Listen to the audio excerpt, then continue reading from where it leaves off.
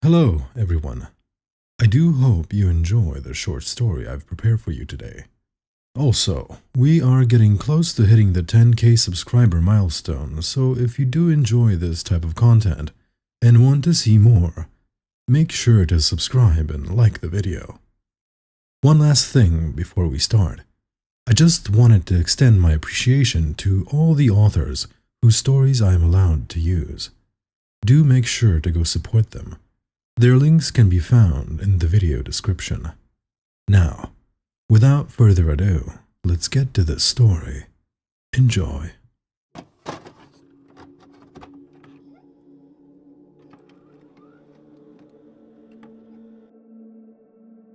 My parents had a toy skeleton named SkeleSon as a joke. It used to keep me up at night, telling me something bad was going to happen. According to my mom, the way the story of SkeleSon's introduction to the family goes is quite mundane. My mom loves dressing up, decorating, and generally celebrating every holiday out there, while my dad is more of a holidays are just a day off work kind of guy. But when they got the first nicer apartment together, around Halloween, he bought her the toy as a joke because it was incredibly silly looking. Since they were being patient about starting a family, they used to pick on each other by occasionally saying things like, "You forgot to feed SkeleSon again today, didn't you? I can see his ribs." You know, dumb parent jokes like that. I mean, I guess it's cute. Anyway, when I was born, no, they thankfully did not name me Skin Daughter. They put it in my room and used to tell me that SkeleSon was my big brother and he was going to keep me safe from the ghouls and goblins of the world. We even had a bedtime song about... Anyway, it doesn't matter. SkeleSon is mostly fabric and stuffing, but with some rigid pieces underneath for the bones. He has an orange and black wide brim hat, with matching striped vest and pants. He has black shoes and a bow tie of the same color. I can't express to you how silly this toy was. When I was very young, I used to revere SkeleSon. I guess like I would an older brother. I never played with him directly.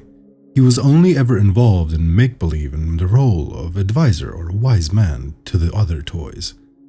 It's not that my parents told me not to play with him, or that he was fragile or anything. I just thought of him as different. I can still feel the way the hair rose on the back of my neck the first time I heard him speak to me. I was 8 years old. It was late at night, and I was up a little later than I should have been. My parents had told me to be in bed by 9, but they fell asleep before that, so I stayed up and watched some TV in my room. It took me a moment to realize the sound had come from my side, and not from the speakers in front of me. "Go wake your parents up or something bad will happen soon." I froze and looked to where the sound was coming from. The only thing on my dresser in that direction was SkeleSon. Of course, I didn't assume it was him right away. "Hello?" I said out loud, clutching my covers tightly. I let go long enough to turn the volume down on the TV, and saw SkeleSon's mouth move this time. His voice was calm, deliberate, and forceful. "Go wake your parents up or something bad will happen soon." Being 8, I ran to my parents' room crying. They asked what was going on, and I told them I had a nightmare. Even at that age, I knew what I had seen wasn't normal, and I was scared to say it out loud and make it real. I got it from my dad. He has always been one to keep his struggles to himself. I slept in my parents' bed that night. The next time it happened was 2 months later. Similarly to last time, I was staying up later than my parents, but unlike last time, I had a cousin spending the night. Simon and I were up late, maybe 10, playing video games, after a long day at the beach. Simon went to the bathroom, and while he was gone, SkeleSon spoke to me again. "Go wake your parents up or something bad will happen soon." This time I didn't freeze or cry. I knew Simon would be back in a minute, and I was more confused than scared this time. "What's going to happen?" I asked. SkeleSon turned his head towards me and only repeated himself verbatim. "Go wake your parents up or something bad will happen soon." His head snapped back into place as I heard the door swing open and Simon re-entered. "Who were you talking to?" Simon asked me. "Did you hear that?" I asked him in surprise. If he had heard SkeleSon talk, maybe I wasn't going crazy after all. "I only heard you mumbling, but I didn't hear what you said. Were you yelling at the game?" He hadn't seemed to have heard anything specific after all. SkeleSon didn't move or speak for another 6 months. On my 9th birthday, me and all my friends were going to go to an amusement park. The day before, I was so excited I thought I was going to be sick. I was reading all about the rides, attractions, and food at the park in bed when SkeleSon spoke again. "Go wake your parents up or something bad will happen, now!" He said the last word so sharply it shook the windows. I sat up half terrified and half in disbelief. I opened my mouth to speak, but before I could take a breath, he screamed, "No! No! No!"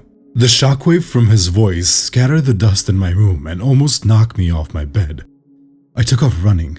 I burst through my mom and dad's door and screamed, "I need help!" before I blacked out. I woke up 38 days later in the hospital. They said the tumor was the size of a golf ball and growing. If they hadn't caught it when they did, it would have started putting pressure on my brain, and I could have started having hallucinations or even permanent brain damage. The operation was a success, and I've never had any serious complications, aside from the 4-inch section of my scalp where the hair won't grow. The doctors insisted my blacking out was unrelated and just a random panic attack. They insisted there wouldn't have been any symptoms at all. My brain was normal and there was no excess pressure anywhere yet. They said normally you can't really tell until it's already causing problems. They said we were so very lucky. They all patted themselves on the back for going through with the CT scans, just in case. SkeleSon never spoke to me again. He never moved. He never gave any indication he was anything more than a stuffed toy with a silly backstory. I still keep him around though. He moved with me when I went to college, much to the confusion and amusement of my parents, who never got the full story from me. And he lives with me in my first home now. I'll introduce him to my kids as their guardian uncle, and he'll have a placement in their bedrooms when they sleep at night. Because even though it would be really easy for me to dismiss the encounters as hallucinations my doctors were wrong about, there was a reason that they took those scans. My dad wouldn't let it go and forced them to get scans. They argued with him to no end, but he wouldn't back down or explain why he was convinced they needed to be done. When my mom asked him afterwards how could he have known? How could he have seen what the doctors couldn't, when he was just some middle manager who had absolutely nothing in the way of medical knowledge? He swore her to secrecy. Mom and I drink wine together though, and to this day has never mentioned it to her or anyone else again. He said, "I know this might sound crazy, but as we were rushing out the door to the hospital, I heard someone shout, 'Make them check her brain,' from her bedroom."